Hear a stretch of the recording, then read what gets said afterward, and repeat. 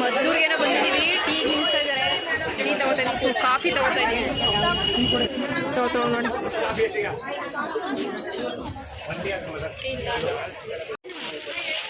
ನಾನು ಒಬ್ಳು ಟೀ, ಇವರೆಲ್ಲ ಕಾಫಿ. ಮದ್ದು ಕೊಡೆ ಕೊಡ್ತಾರ ನೋಡಿ. 15 ರೂಪಾಯಿ ಕಣೆ ಅಂತ ನಾನು ಕೊಡ್ಸೋದು ತಗೊಂಡಿದ್ದೀವಿ ನೋಡಿ ಫ್ರೆಂಡ್ಸ್. 15 ರೂಪಾಯಿ. ಮದ್ದೂರು ಬಂದ್ರೆ ಮದ್ದೂರೊಡೆ ತಿನ್ಬೇಕು ತಾನೆ.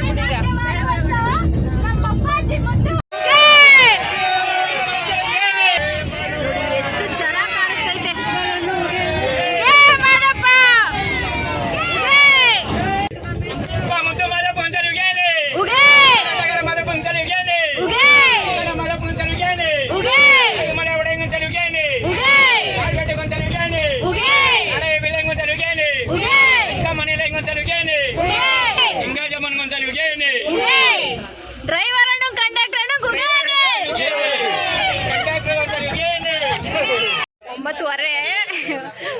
ಗಂಟೆ 9:30 ರೂಮ್ಸ್ ಹುಡುಕ್ತಾ ಇದೀವಿ. ಕಾಲಿನೇ ಇಲ್ಲ, ಫುಲ್ಲು ರಶ್ ಅಂದ್ರೆ ರಶ್. ರೂಮ್ಸ್ ಎಲ್ಲ ಸಿಗ್ಲಿಲ್ವಲ್ಲ ಅಂದ್ಬಿಟ್ಟು ಡೈರೆಕ್ಟ್ ಸ್ನಾನ ಮಾಡ್ಕೊಳ್ಳೋಣ ಅಂದ್ಬಿಟ್ಟು ಹೋದ್ವಿ. ನಿಂತ್ಕೊಂಡ್ವಿ ಕ್ಯೂ ಅಲ್ಲಿ. ನಾವು 10:30ಗೆ ದರ್ಶನಕ್ಕೆ ನಿಂತ್ಕೊಂಡವರು. 1 ಗಂಟೆ ಆಯಿತು. ಒಂದು ಅರ್ಧ ಕಿಲೋಮೀಟ್ರ್ ಕೂಡ, ಅರ್ಧ ಕಿಲೋಮೀಟ್ರ್ ಅಲ್ಲ 100 ಮೀಟ್ರ್ ಕೂಡ ಮುಂದೆ ಹೋಗ್ಲಿಲ್ಲ. ನಂಗಂತೂ ಉಸಿರಾಡೋಕ್ಕೆ ಆಗಲಿಲ್ಲ. ಹಿಂಗೆ ಕೈ ಕಾಲು ಎತ್ತಕ್ಕೂ ಆಯ್ತಲ್ಲ, ಅಷ್ಟು ತಳ್ಳಾಡ್ತಿರೋದು. ಇನ್ನು ಕೆಲವ್ರಂತೂ ಅಲ್ಲಿ ಮೇಲ್ಗಡೆ ಕಂಬಿ ಕಾಣಿಸ್ತಿದೆ ನೋಡಿ, ಅಜ್ಜಿ ಹೆಂಗತ್ತಿತ್ತವ್ರೆ ಹಂಗತ್ತಿ ಸ್ವಲ್ಪ ಜನ ಹೋದ್ರು. ಆಮೇಲೆ ಪೊಲೀಸ್ ಬಂದು ಹೊಡೆದ್ರು. ನಾನು 1 ಗಂಟೆಗೆ ಬಂದ್ಬಿಟ್ಟೆ, ಎಗ್ರಬಿಟ್ಟು ಈ ಕಡೆ ದರ್ಶನಕ್ಕೆ ಹೋಗ್ಲಿಲ್ಲ ನಾನು. ಪಲ್ಲವಿಯವರು ನಾನು ಬಂದು ಅರ್ಧ ಗಂಟೆಗೆ ಬಂದರು. ಇನ್ನೂ ಇಬ್ಬರು ಅಜ್ಜಿದಿ ಪಾಪ ಸಿಗಾಕೋಬಿಟ್ರು. ಅವ್ರು ಹಂಗೆ ದರ್ಶನಕ್ಕೆ ಹೋದ್ರು. ನಾನು ಅಲ್ಲಿಂದ ಬಂದು ನನ್ನ ಫೋನಲ್ಲಿ ಚಾರ್ಜರ್ ಒಂದೇ 1% ಇತ್ತು. ಅಲ್ಲೇ ಇದ್ದಿದ್ದ ಅಂಗಡಿಲಿ ಚಾರ್ಜರ್ ಹಾಕೋ ಕೊಟ್ಟೆ. ಅದಕ್ಕೆ 30 ರೂಪಾಯಿ ಇಸ್ಕೊಂಡ್ರು. ಇನ್ನೆಲ್ಲೂ ಜಾಗ ಇರಲಿಲ್ಲ. ಇಲ್ಲೇ ನಾವು ಅಲ್ಲಿ ಮಲ್ಕೊಳಕ್ಕೆ ಹೋಗೋಷ್ಟೊಳಗೆ 4 ಗಂಟೆ 5 ಗಂಟೆ ಆಗ್ಬಿಟ್ಟಿತ್ತು. ಅಲ್ಲೇ 6 ಗಂಟೆಲೆಲ್ಲ ಟಿಫನ್ಗೆ ಹೋದ್ವಿ. ಉಪ್ಪಿಟ್ಟು, ಕೇಸರಿ ಬಾತು. ಆಂಟಿರು ಇನ್ನೂ ನಾವು ನೈಟ್ ದರ್ಶನಕ್ಕೆ ನಿಂತ್ಕೊಂಡು ದರ್ಶನ ಆಗಲಿಲ್ಲ. ಆಂಟಿ ಮತ್ತೆ ಪಾಪ ಈ ಅಜ್ಜಿ ಸೇರ್ಕೊಂಡ್ಬಿಟ್ಟಿದ್ರು ದರ್ಶನಕ್ಕೆ. 10:30 ದರ್ಶನಕ್ಕೆ ನಿಂತ್ಕೊಂಡ್ರವಾ, ನಾವು ನಿಂತ್ಕೊಂಡ್ವಿ. ನಾನು 1 ಗಂಟೆ ಗಂಟ ನಿಂತ್ಕೊಂಡೆ, ಆಗಲಿಲ್ಲ. ಫುಲ್ಲು ಹಿಂಗೆ ಕೈ ಕೂಡ ಎತ್ತಕ್ಕಾಗಿಲ್ಲ, ಅಷ್ಟು ರಶ್ಶು. ಹೊಟ್ಟೆ ಎಲ್ಲ ಊಟ ನನಗಂತೂ ಉಸಿರಾಡೋಕ್ಕೆ ಆಗಿಲ್ಲ, ಒಂಥರ ಆಗೋಯ್ತು. ಅದಕ್ಕೆ ನಾನು ಎಗ್ರಿ ಬಂದ್ಬಿಟ್ಟೆ.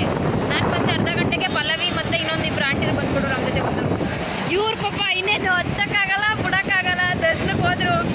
10:30 ನಿಂತ್ಕೊಂಡು ಬೆಳಗ್ಗೆ 7 ಕಾಲಿಗೆ ಈಚೆಗೆ ಬಂದವ್ರೆ. 7 ಗಂಟೆಗೆ ದರ್ಶನ ಆಯಿತು, 7 ಕಾಲಿಗೆ ಈಚೆಗೆ ಬಂದರು. ಇವಾಗ ಪಲ್ಲವಿ ಮತ್ತು ಇನ್ನೊಂದಿಬ್ಬರು ಆಂಟಿ ಹೋಗೋರೆ. 500 ರೂಪಾಯಿ ದರ್ಶನಕ್ಕೆ ಹೋಗೋರೆ. 8 ಗಂಟೆಲಿ ಹೋದ್ರು. ಇವಾಗ ಅಲ್ಲಿ 9:30 10 ಗಂಟೆ ಆಯ್ತೈತೆ. ಇನ್ನೂ ಬಂದಿಲ್ಲ, ಎಷ್ಟು ಗಂಟೆಗೆ ಬರ್ತಾರೆ ಅಂತ. ನಾನು ಮಾತ್ರ ಹೋಗಿಲ್ಲ.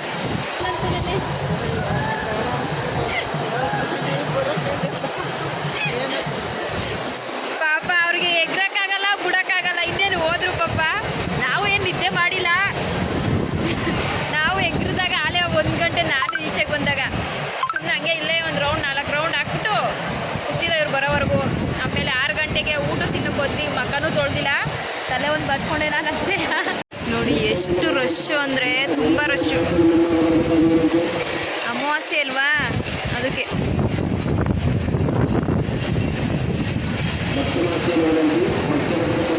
ಇಲ್ಲೂ ಎಲ್ಲ ಹಂಗೆ. ನೈಟ್ ಅಂತೂ ಇನ್ನೂ ರಶ್ ಇತ್ತು ನೋಡಿ. ತೇರು ಎಳಿತವ್ರೆ, ಬೆಳ್ಳಿ ತೇರು, ಬೆಳ್ಳಿ ರಥ.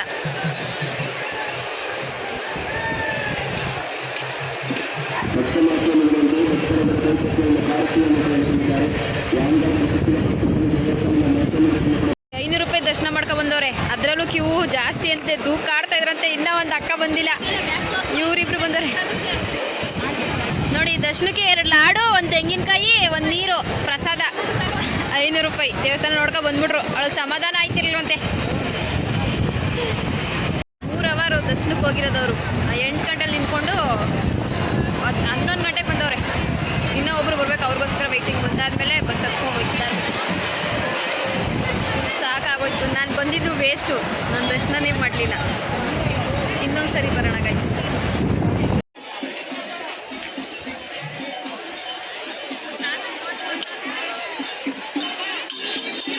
ಎಲ್ಲ ಬಂದೇ ಬಿಟ್ರು. ನಮ್ಮೂರು ಬಸ್ ಇದು. ಬೆಂಗಳೂರಿಗೆ ಡೈರೆಕ್ಟ್ ಫುಲ್ಲು ರಶ್ ಆಗಿಬಿಟ್ರು. ಅದಕ್ಕೆ ಮಂಡ್ಯ ಬಸ್ ಹತ್ಕೊಂಡು ಮಳವಳ್ಳಿಲಿ ಇಳ್ಕೊಂಡ್ವಿ. ಮಳವಳ್ಳಿಲಿ ಇಳ್ಕೊಂಡು ಟಿಫನ್ಗೆ ನಾನು ಸೆಟ್ ದೋಸೆ ತೊಗೊಂಡೆ, ಅವ್ರು ಅನ್ನ ಸಾಂಬಾರು ತೊಗೊಂಡ್ರು. ಅಲ್ಲಿಂದ ಇವಾಗ ತಾನೇ ಮನೆಗೆ ಬಂದ್ವಿ. ಇವಾಗ ಬಂದು ಟೈಮು 8:15. ನಾವು ಅಲ್ಲಿ 11:30 ಹತ್ತಿದ್ದಕ್ಕೆ ಮನೆಗೆ ಬರೋಷ್ಟೊಳಗೆ 8:15 ಆಗೈತೆ. ಡೈರೆಕ್ಟ್ ಬಸ್ ಹತ್ತಲಿಲ್ಲ, ಫುಲ್ಲು ರಶ್ ಆಗೋಯ್ತು. ಅದಕ್ಕೆ ಮಳವಳ್ಳಿಗೆ ಹೋಗಿ ಮಳವಳ್ಳಿಯಿಂದ ಬಸ್ಸಿಗೆ ಬೋದ್ಬಿಟ್ಟು ಹತ್ತದ್ವಾ. ಅಲ್ಲಿಂದ ಬರೋದೇ ರಶ್ ಐತೈತಲ್ಲ, ಎಲ್ಲಿ ಸಿಗುತ್ತೆ? ಬೆಂಗಳೂರಿಗೆ ಸಿಗಲಿಲ್ಲ.